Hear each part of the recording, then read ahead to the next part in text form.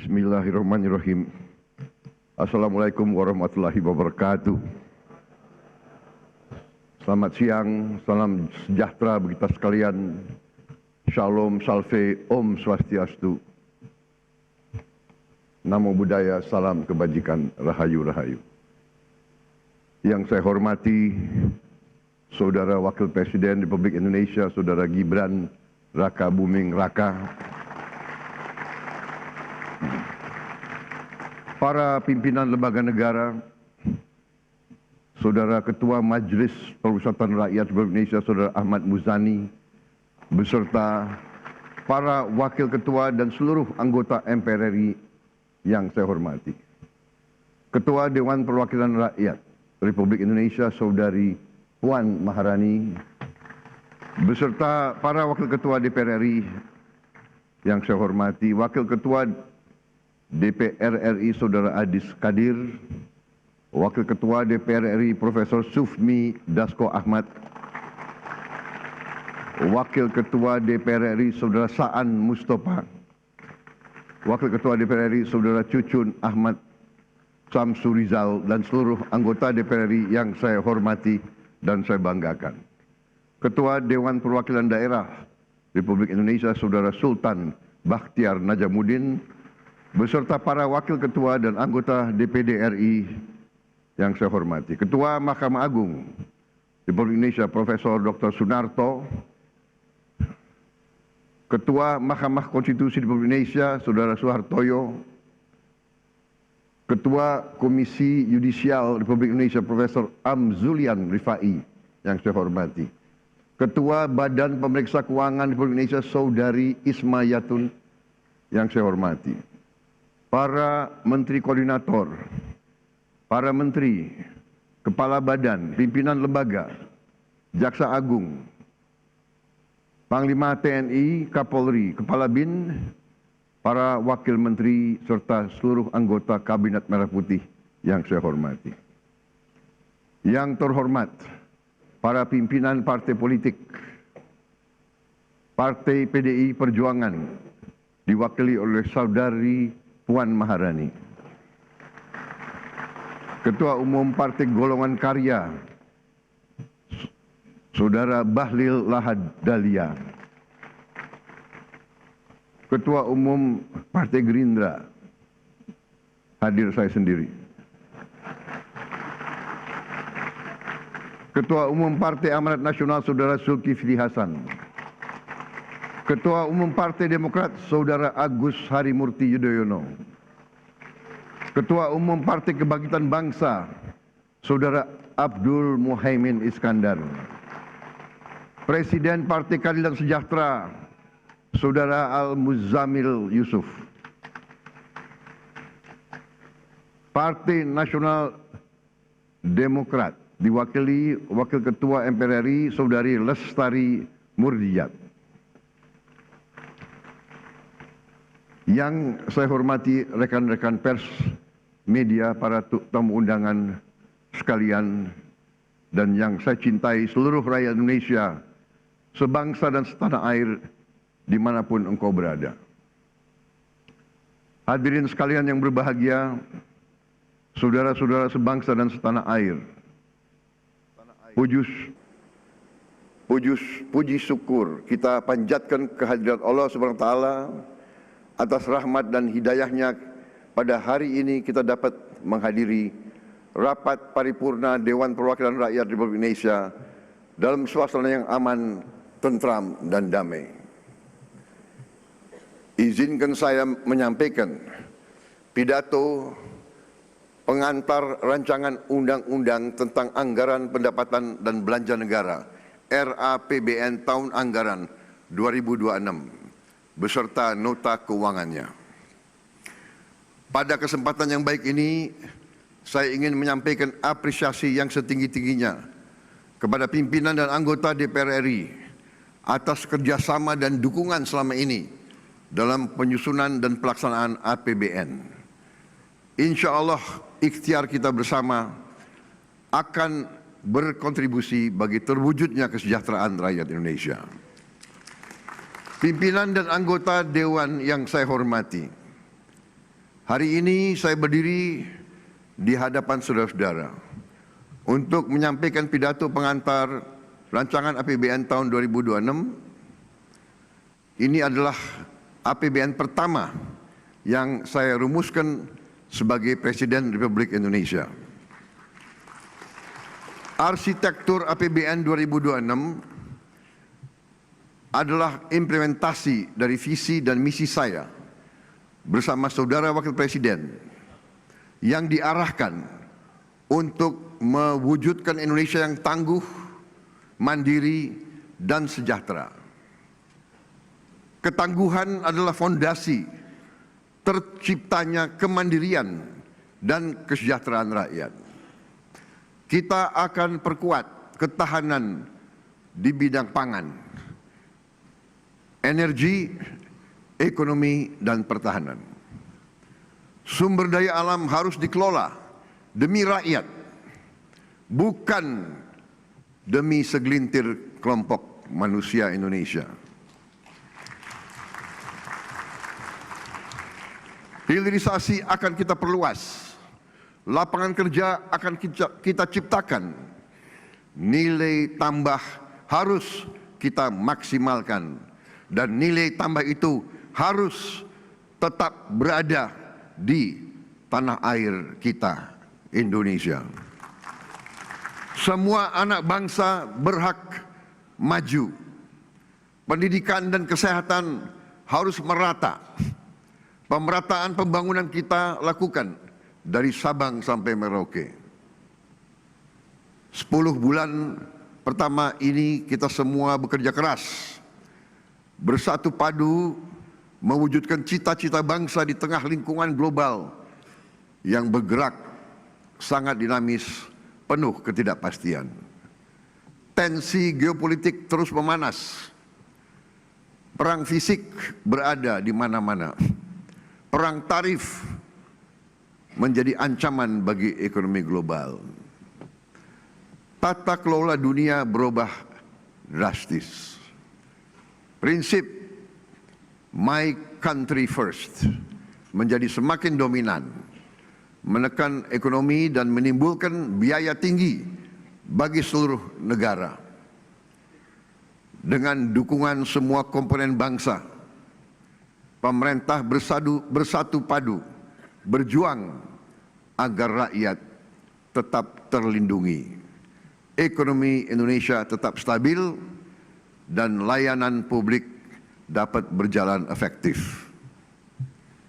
Hasilnya dapat kita rasakan sekarang. Ekonomi triwulan kedua 2025 tumbuh 5,12% year on year, membaik dari triwulan pertama 4,87%. Lebih dari setengahnya adalah kontribusi dari aktivitas konsumsi masyarakat yang meningkat 4,97%. Ekspor kita tumbuh kuat 10,67%. Nilai tambah dari hilirisasi menjadi penyumbang terbesar kuatnya ekspor kita. Kuatnya ekonomi menunjang peningkatan kesejahteraan rakyat. Tingkat pengangguran turun menjadi 4,76% di Februari 2025 dari 4,82% tahun lalu, dengan 3,6 juta lapangan kerja baru yang berhasil diciptakan. Tingkat kemiskinan ditekan menjadi 8,47%, terendah sepanjang sejarah. Pemerintah bekerja keras agar inflasi tetap rendah di kisaran 2,4%, sehingga menjaga daya beli rakyat, terutama masyarakat yang tidak mampu.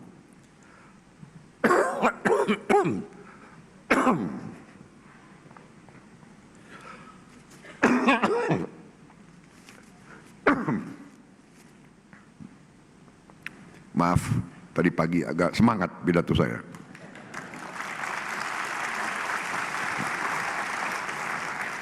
Inilah bukti nyata dengan kerja keras dan kesungguhan kita mampu memperjuangkan nasib jutaan rakyat Indonesia untuk hidup lebih sejahtera.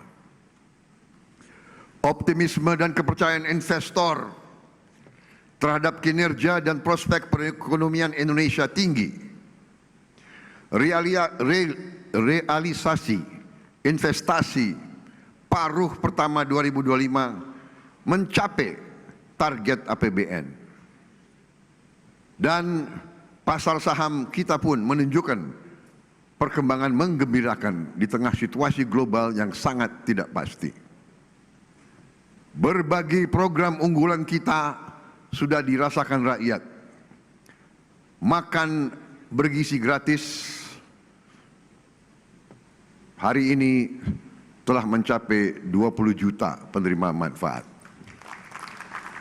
Cek kesehatan gratis sudah mencapai lebih dari 17 juta penerima manfaat.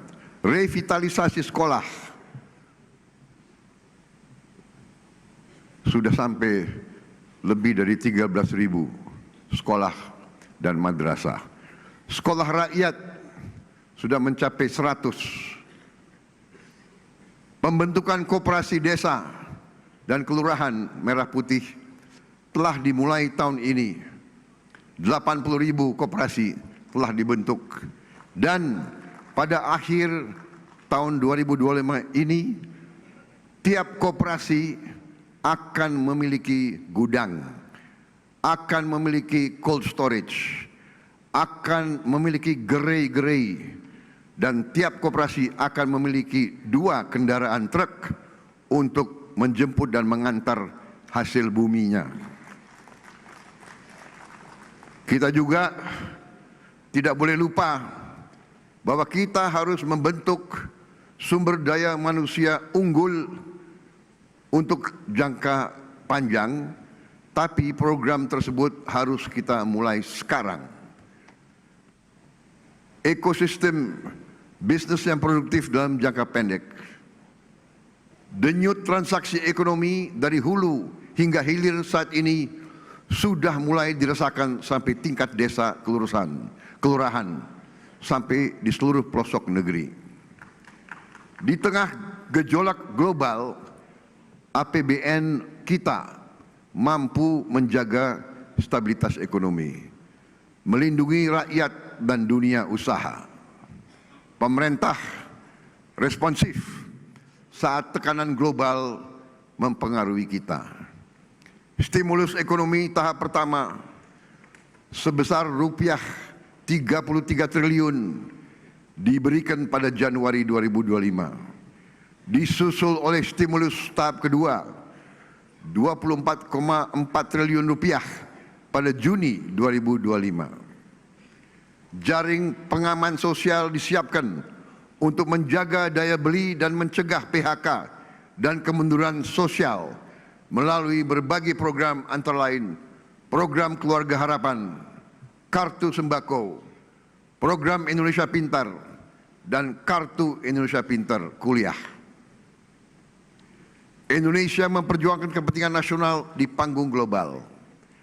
Pemerintah berhasil dalam negosiasi tarif bilateral dengan Amerika Serikat yang lebih rendah menjadi 19% dari awalnya 32%.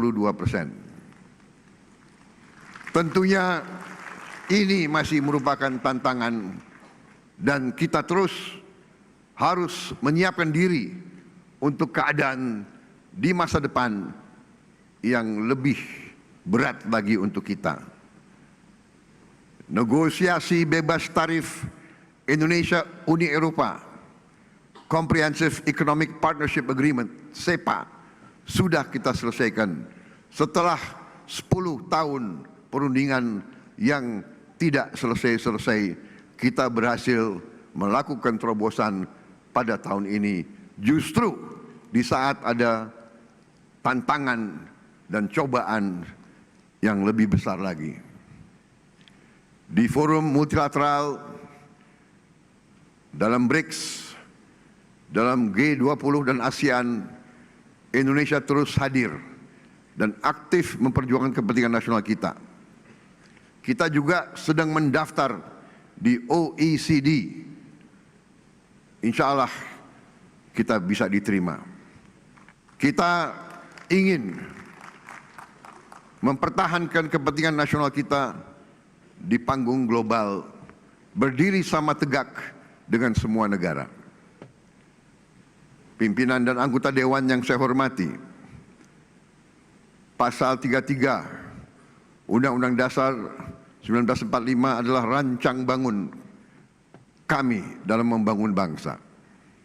Rancang bangun kita, kekayaan negara dan cabang produksi yang penting harus dikuasai oleh negara untuk sebesar-besarnya kemakmuran rakyat. Artinya, negara harus hadir, melindungi mereka yang tidak mampu, menciptakan rasa aman bagi semua. APBN adalah instrumen untuk mewujudkan ekonomi tangguh, mandiri, dan sejahtera. APBN harus digunakan untuk sebesar-besarnya kesejahteraan rakyat Indonesia. RAPBN 2026 kita utamakan pada 8 agenda prioritas. Pertama, kita harus terus wujudkan ketahanan pangan sebagai fondasi kemandirian bangsa. Kita harus mencapai swasembada pangan, terutama beras dan jagung. Harga-harga stabil, petani makmur, nelayan sejahtera, dan konsumen aman. Indonesia harus berdaulat dalam urusan pangan.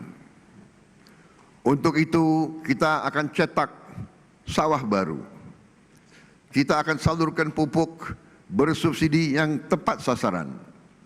Kita akan dukung bibit-bibit unggul, alat mesin pertanian modern, dan pembiayaan murah.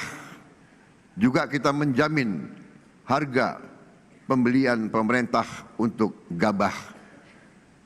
Saudara-saudara sekalian, untuk lumbung pangan dan cadangan pangan, rupiah 53,3 triliun kita siapkan. Subsidi pupuk tahun 2026 kita alokasikan rupiah 46,9 triliun untuk 9,62 juta ton pupuk. Bulog kita perkuat sebagai penyangga stok pangan, pelindung petani, dan penjaga daya beli masyarakat. Hadirnya pemerintah sudah nyata dirasakan sejak awal 2025.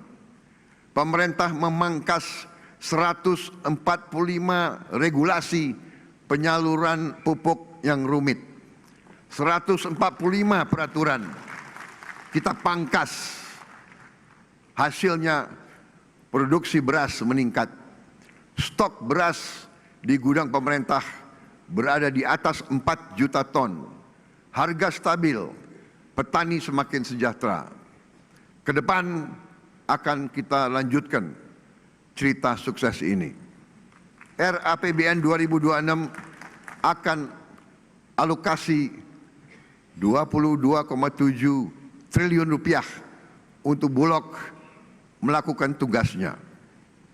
Secara keseluruhan rupiah 164,4 triliun akan kita alokasikan di tahun 2026 untuk penguatan ketahanan pangan nasional. Kedua, kita perkuat ketahanan energi untuk kedaulatan bangsa. Produksi minyak dan gas kita tingkatkan. Harga energi kita jaga. Dan transisi menuju energi bersih kita percepat. Subsidi energi harus adil, tepat sasaran. Bukan lagi dinikmati oleh mereka yang mampu. Energi baru terbarukan adalah masa depan. Kita harus genjot pembangunan pembangkit dari surya, dari hidro, dari panas bumi, dan dari bioenergi. Indonesia harus menjadi pelopor energi bersih dunia. Kita harus capai 100% pembangkitan listrik dari energi baru dan terbarukan dalam waktu 10 tahun atau lebih cepat. Saya yakin hal ini bisa dicapai. Dari target dunia 2060, kita bisa mencapainya jauh lebih cepat. Dan rakyat kita, dari kota hingga desa, harus menikmati energi yang terjangkau dan berkelanjutan. Berbagai dukungan APBN untuk penguatan ketahanan energi ditempuh melalui subsidi energi, insentif perpajakan, pengembangan EBT, serta penyediaan listrik desa. Secara keseluruhan di tahun 2006, dukungan fiskal pemerintah yaitu rupiah 402,4 triliun untuk ketahanan energi. Ketiga, kita bangun generasi unggul anak-anak kita melalui makan bergizi gratis. Generasi unggul lahir dari tubuh yang sehat dengan gizi terpenuhi. Kita hilangkan stunting dalam waktu yang secepat-cepatnya. Program makan bergizi gratis telah dilaksanakan di seluruh provinsi dan terus dibangun agar menjangkau seluruh pelosok negeri.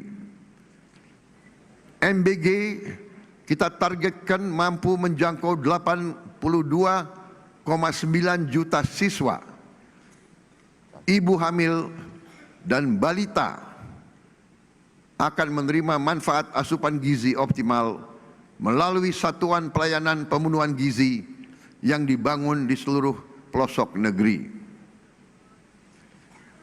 Kedepan, program ini akan efektif memberi manfaat lebih luas dan optimal bagi masyarakat. MBG meningkatkan kualitas gizi anak-anak kita, kualitas SDM masa depan Indonesia, dan juga memberdayakan UMKM dan ekonomi lokal yang akan tumbuh semakin kuat, menciptakan ratusan ribu lapangan kerja baru, dan memberdayakan jutaan petani, nelayan, peternak, dan pelaku-pelaku UMKM. Alokasi anggaran untuk MBG tahun 2026 kita alokasikan sebesar 335 triliun rupiah. Keempat, kita wujudkan pendidikan bermutu. Pendidikan adalah senjata paling ampuh untuk mencetak SDM unggul yang berdaya saing global. Pendidikan adalah instrumen untuk memberantas kemiskinan. Pemerintah berkomitmen memenuhi anggaran pendidikan 20%, yaitu sekitar 757,8 triliun untuk tahun 2026. Terbesar sepanjang sejarah NKRI. Tapi kita harus waspada. Anggaran pendidikan harus tepat sasaran. Kita tingkatkan kualitas guru, perkuat pendidikan vokasi, selaraskan kurikulum dengan kebutuhan dunia kerja. Pemerintah menyiapkan beasiswa bagi siswa dan mahasiswa dengan program Indonesia Pinter untuk 21,1 juta siswa, KIP kuliah untuk 1,2 juta mahasiswa, dan peningkatan kualitas fasilitas sekolah kampus dialokasikan sebesar 150,1 triliun. Untuk gaji guru, penguatan kompetensi dan kesejahteraan guru, serta dosen dialokasikan sebesar rupiah 178,7 triliun. Tunjangan profesi guru non-PNS dan tunjangan profesi guru ASN daerah disiapkan secara memadai. Sekolah rakyat dan sekolah unggul Garuda dan sekolah unggul Garuda Transformasi kita perkuat sebagai jembatan pembangkit harapan bagi anak-anak miskin untuk meraih pendidikan terbaik. Kita dorong LPDP untuk menyediakan beasiswa lebih masif lagi di berbagai universitas terbaik dunia. Tahun 2026 LPDP ditargetkan dapat memberi beasiswa sebanyak 4.000 mahasiswa. Semua untuk mewujudkan generasi cerdas, inovatif, produktif yang siap bersaing di panggung global.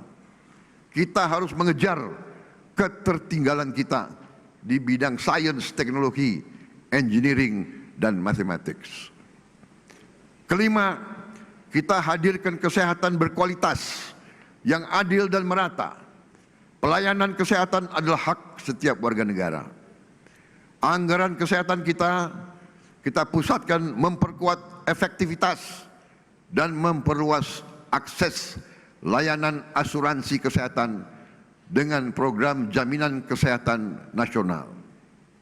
Anggaran kesehatan kita utamakan untuk meringankan beban masyarakat, merevitalisasi rumah sakit, mempercepat penurunan stunting, memberi bantuan gizi untuk balita dan ibu hamil, mengendalikan penyakit menular, menurunkan TBC, tuberculosis, melaksanakan cek kesehatan gratis.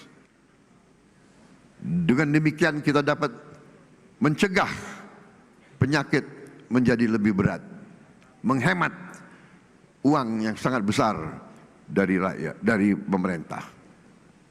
Kita tingkatkan semua fasilitas kesehatan.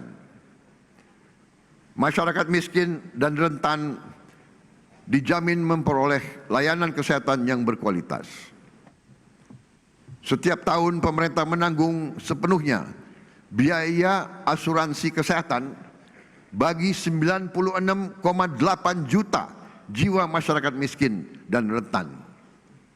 Secara keseluruhan, anggaran kesehatan tahun 2026 dialokasikan 244 triliun. Keenam, kita hidupkan perekonomian rakyat melalui penguatan koperasi desa, kelurahan merah putih. Desa kita bangun, koperasi kita bangkitkan kembali, usaha mikro, kecil dan menengah kita berdayakan, serta ekonomi lokal kita tumbuhkan. Desa dan kelurahan akan menjadi tulang punggung ekonomi kerakyatan. Kita akan percepat pembangunan desa mandiri, koperasi dan UMKM dengan berlandaskan semangat gotong royong. Tradisi kita, budaya kita harus kita gunakan dalam pelaksanaan ekonomi kerakyatan. 80.000 koperasi desa kelurahan merah putih telah terbentuk dan siap bekerja mempermudah masyarakat desa mengakses sembako, logistik, pupuk, hingga layanan keuangan. Tidak boleh ada rakyat kita lagi yang pinjam uang dari rentenir dengan bunga yang tidak masuk akal. Lintah darah akan kita hilangkan dari bumi Indonesia. Pemerintah telah menyiapkan pendanaan murah melalui Bank Himbara agar koperasi desa kelurahan merah putih dapat memperoleh akses pembiayaan dengan bunga yang rendah. Ini adalah pendekatan baru yang akan menghidupkan ekonomi lokal di pedesaan, memotong rantai distribusi logistik yang rumit, menciptakan lapangan kerja baru, dan menghapus kemiskinan, sekaligus memperkuat ketahanan pangan di desa.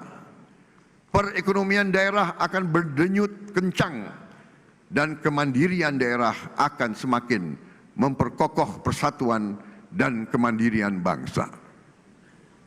Ketujuh, kita akan perkuat pertahanan rakyat semesta untuk menjaga kedaulatan bangsa kita.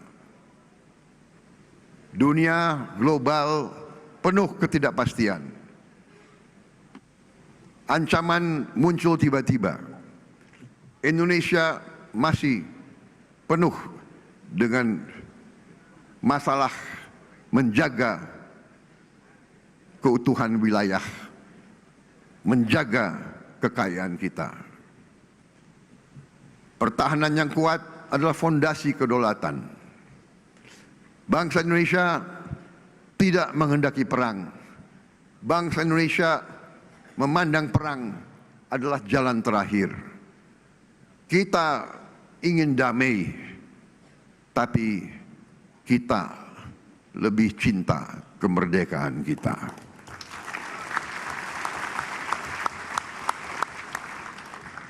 Kita ingin damai, tapi kita mengerti sejarah manusia mengajarkan kepada kita bahwa mereka yang tidak punya pertahanan yang kuat biasanya dilindas oleh bangsa-bangsa yang lebih kuat. Biasanya kekayaannya diambil, dirampok, dan itulah yang terjadi ratusan tahun kepada bumi Nusantara kita ini. Kita tidak mau lagi menjadi sapi perahan bangsa-bangsa lain. Saudara-saudara sekalian, riset dari Universitas Oxford menceritakan kepada kita bahwa mereka, Belanda yang memegang dan menduduki Indonesia, selama mereka duduki Indonesia, Nusantara, GDP per kapita mereka tertinggi di dunia. Artinya, siapa yang kuasai kekayaan Indonesia, GDP per kapitanya akan sangat tinggi, akan menjadi salah satu dari 3 atau 4 di dunia. Dan itu yang kita tuju. Kita harus kuasai, kendalikan, membela, dan mengelola semua kekayaan bangsa Indonesia. Untuk itu, kita harus modernisasi alat utama sistem pertahanan, memperkuat komponen cadangan kita. Kita berdayakan industri strategis nasional serta kesejahteraan para prajurit patriot bangsa. Alhamdulillah, Yang Maha Kuasa telah memberi karunia kepada kita. Kita memiliki mineral-mineral yang disebut tanah jarang, rare earth. Kita memiliki semua rare earth yang ada di dunia, kita miliki.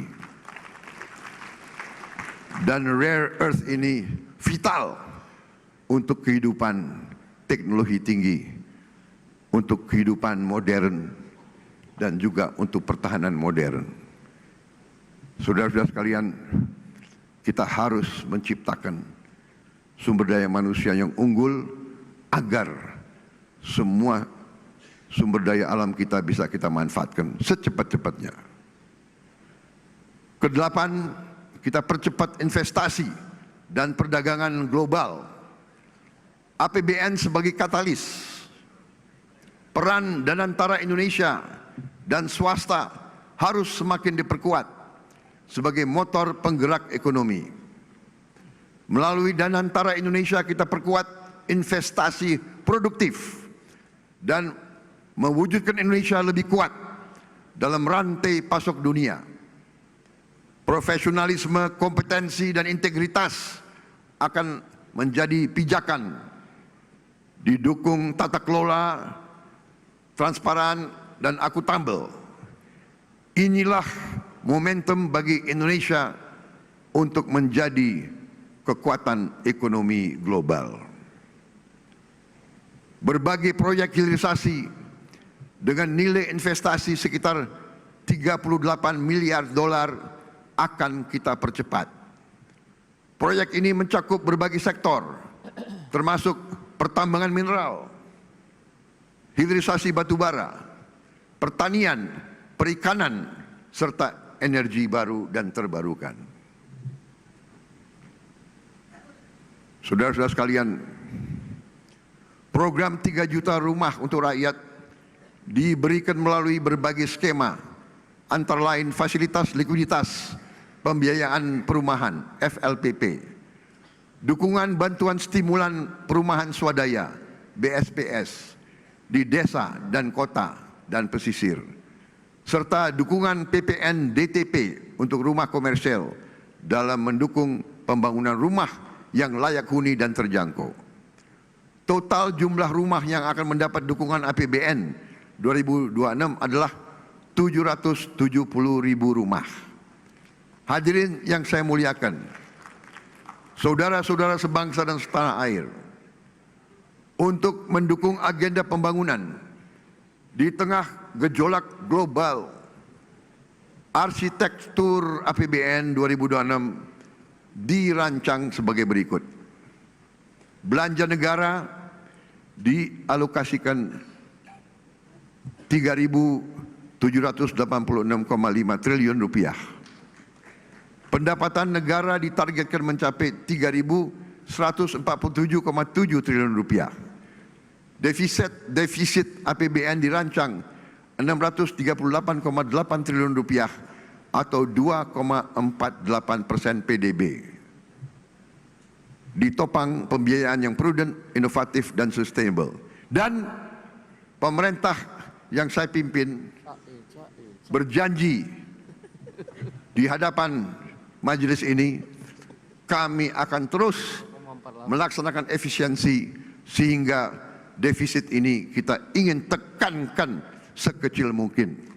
Dan adalah harapan saya, adalah cita-cita saya untuk suatu saat, apakah dalam 2027 atau 2008, saya ingin berdiri di depan majelis ini, di podium ini, untuk menyampaikan bahwa kita berhasil punya APBN yang tidak ada defisitnya sama sekali.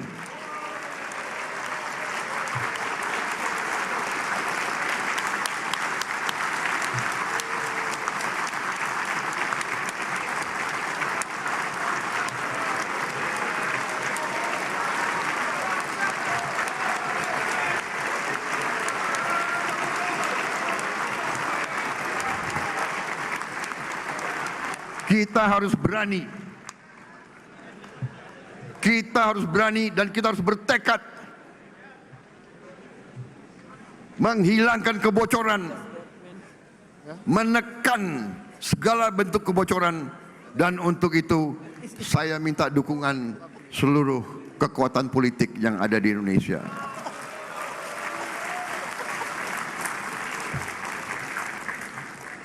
Negara kita besar, negara kita makmur.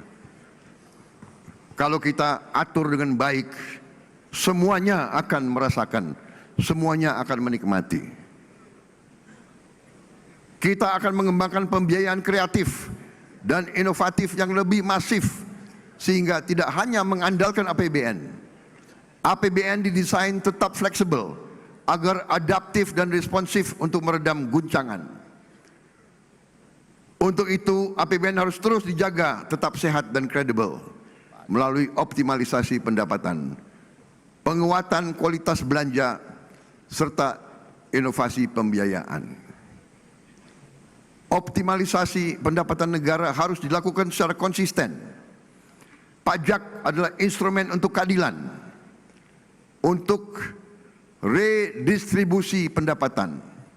Yang kaya bayar pajak, yang tidak mampu dibantu. Penerimaan perpajakan akan terus ditingkatkan dengan tetap melindungi iklim investasi dan keberlanjutan dunia usaha. Insentif fiskal tetap diberikan secara terarah dan terukur untuk mendukung aktivitas ekonomi strategis. Pengelolaan SDA akan kita perkuat untuk digunakan sebesar-besarnya untuk kemakmuran rakyat. Setiap aset negara harus dikelola secara efisien dan produktif agar menghasilkan nilai tambah dan kontribusi positif bagi kesejahteraan rakyat. Dalam dunia bisnis, dalam dunia usaha, kita mengenal istilah return on asset. Dalam bisnis dikatakan bisnis itu baik dan berhasil kalau return on asset adalah sekitar 12%. Katakanlah konservatif 10%. Katakanlah untuk bangsa Indonesia cukup 5%. Saudara-saudara sekalian, aset yang dimiliki bangsa Indonesia yang berada di BUMN-BUMN kita, asetnya adalah senilai lebih dari 1.000 triliun US dollar. Harusnya BUMN itu menyumbang kepada kita minimal 50 miliar dolar. Kalau 50 miliar dolar, APBN kita tidak defisit, saudara sekalian.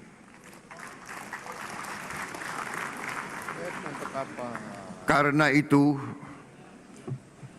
saya memberi tugas kepada Badan Pengelola Investasi dan Antara Indonesia untuk membereskan BUMN-BUMN kita.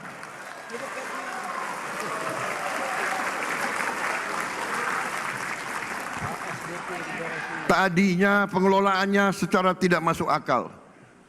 Perusahaan rugi, komisarisnya banyak banget.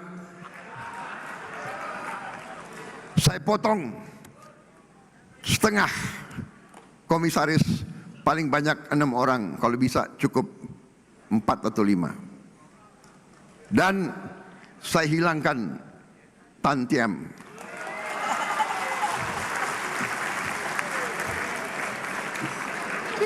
Saya pun tidak mengerti apa arti tantiem itu. Itu akal-akalan mereka saja. Dia memilih istilah asing supaya kita tidak mengerti apa itu tantiem. Saudara-saudara, masa ada komisaris yang rapat sebulan sekali, tantiemnya 40 miliar setahun.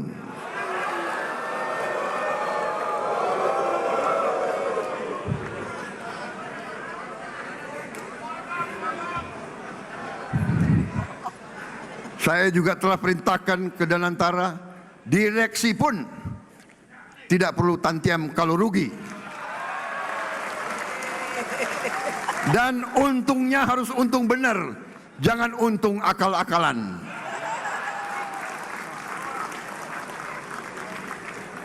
Kita sudah lama jadi orang Indonesia.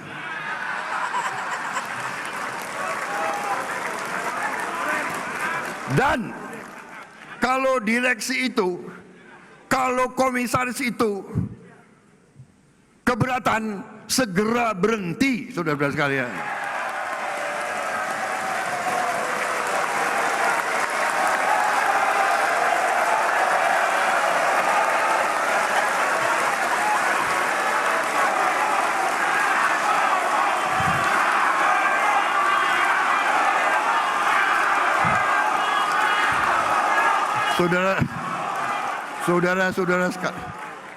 Saudara-saudara sekalian, pemilu masih lama.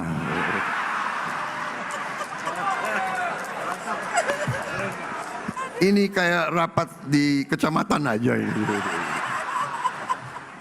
Tapi ini serius, tidak masuk akal, ya. Jadi direksi dan komisaris kalau keberatan, tidak bersedia, tidak menerima tantiem, berhenti. Banyak anak-anak muda yang mampu, yang siap menggantikan mereka.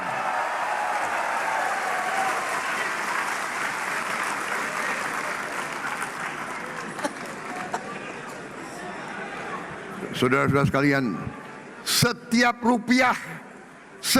rupiah uang rakyat harus kita jaga,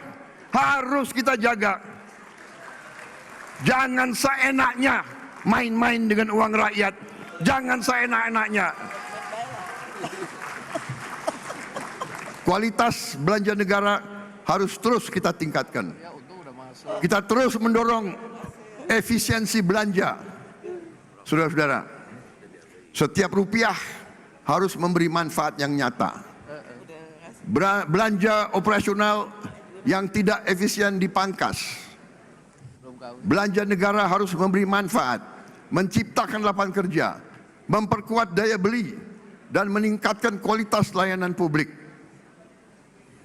Peran APBN didorong untuk lebih proporsional. APBN kita utamakan untuk pemenuhan kebutuhan dasar dan layanan publik terbaik untuk rakyat, untuk aktivitas ekonomi bernilai tambah yang tinggi dan memberi keuntungan komersial. Peran Danantara harus dioptimalkan, termasuk melibatkan swasta nasional dan global secara sinergis dan kolaboratif. Kedepan belanja negara, baik belanja pemerintah pusat maupun transfer ke daerah, didesain menjadi satu kesatuan, sehingga transfer ke daerah bukan satu-satunya instrumen untuk mewujudkan pemerataan ekonomi dan kesejahteraan bagi seluruh rakyat Indonesia.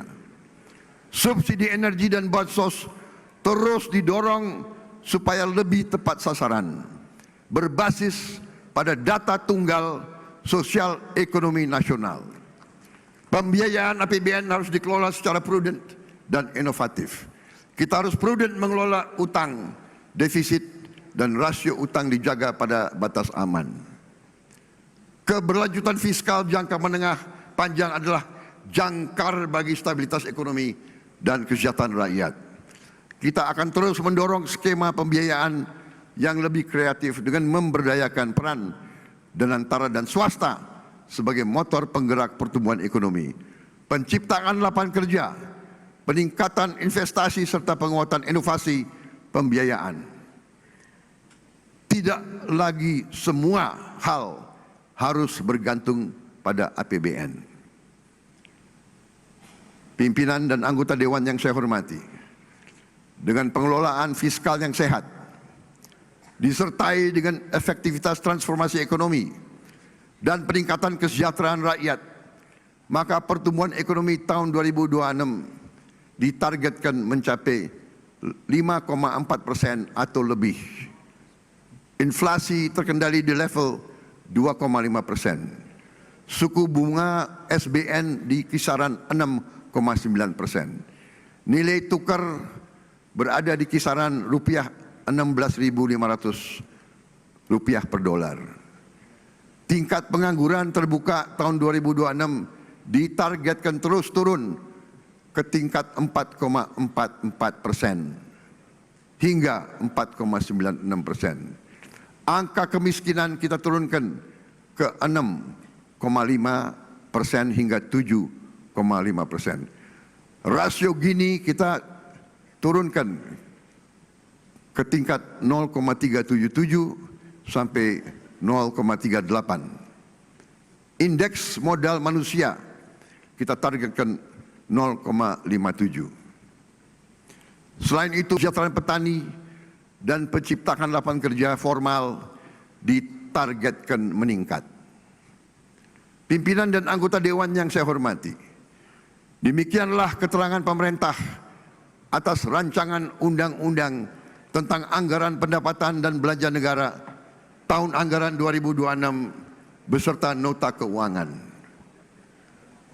Besar harapan kami pembahasan RAPBN tahun 2026 dapat dilakukan secara konstruktif dalam semangat gotong royong demi tercapainya cita-cita Indonesia merdeka, berdaulat, adil dan makmur. Semoga Allah SWT senantiasa memberi rahmat dan ridhonya kepada kita sekalian dalam melaksanakan tugas dan amanah seluruh rakyat Indonesia. Dirgahayu Republik Indonesia. Merdeka! Merdeka! Merdeka! Terima kasih. Wassalamualaikum warahmatullahi wabarakatuh. Salam, Om Santi, Santi, Santi Om. Namo Buddhaya, salam kebajikan, Rahayu, Rahayu. Terima kasih.